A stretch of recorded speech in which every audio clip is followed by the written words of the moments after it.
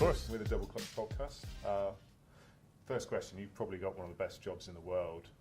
Take us through a day in your shoes. Yeah, I mean, I get to represent the most passionate fans of a video game and just a great development team. And obviously, the NBA is so exciting, and you know, the NBA has got a rocket ship tied to it. So it's a lot of fun. I provide so much feedback of the community, and I'm just like this passionate fan that just happens to work for this great brand. Grew up in the Bay Area. Mm-hmm. You're back living in the Bay Area. Mm-hmm. Who were you a fan of growing up? You know, it's funny. I was a huge fan of Shaquille O'Neal as a kid. So Okay. I love those, those pinstripe Magic uniforms, him and Penny. So I love that team. I've always followed kind of stars around, like instead of teams. So I was a huge Shaq fan, huge Jordan, huge Shaq, and then now Kevin Durant.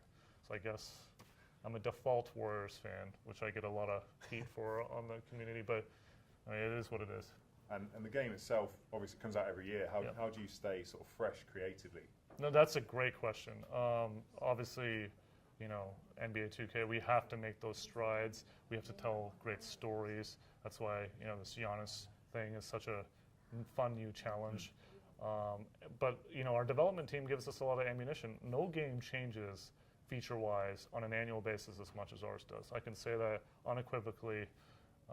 They do such a great job of pushing the envelope in terms of new stuff. I mean, last year with the neighborhood, I never thought in a million years we would have like kind of an open world concept. So it's remarkable to work with such a great development team. My question is kind of related to that. What is next for the NBA 2K series? Yeah, I mean, I think we learned a lot last year. Some stuff with gameplay that we've addressed and we're going to be talking about in a couple weeks. The neighborhood last year was the first year, so I think that we wanted to find what other things that we could kind of add to it to advance the mode.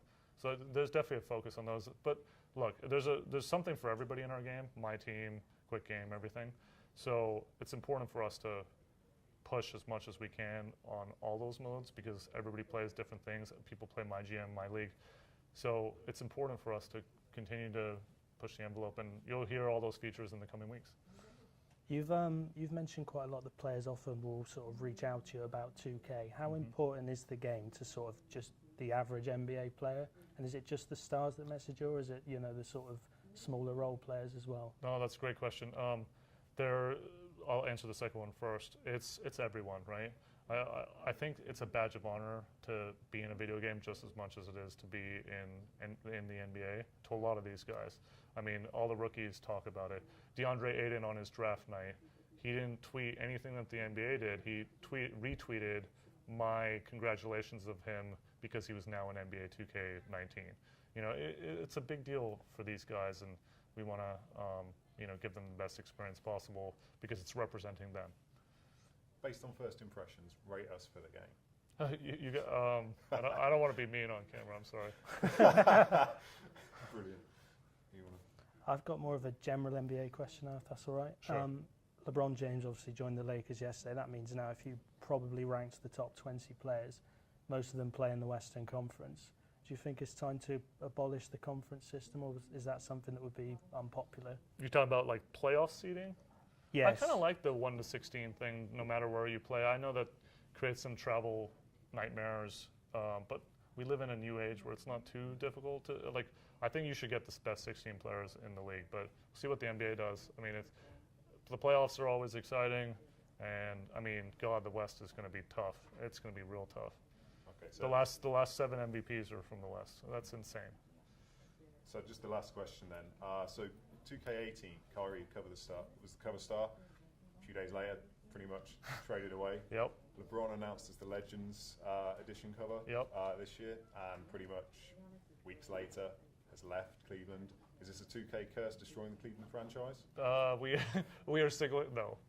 It's funny. Everybody talks about this curse about how every player since 2K13 has moved away. It is kind of wild, but we have also crowned champions too. Every athlete since 2K9 except Paul George either won the championship right around when we announce them or the year after, I think that's pretty remarkable too. So you haven't had any panicked calls from the Bucks press office? I think, I mean, based on Giannis and his personality, I think he's going to be in Milwaukee for a long time. Awesome. Thank you very much. Yeah, no problem.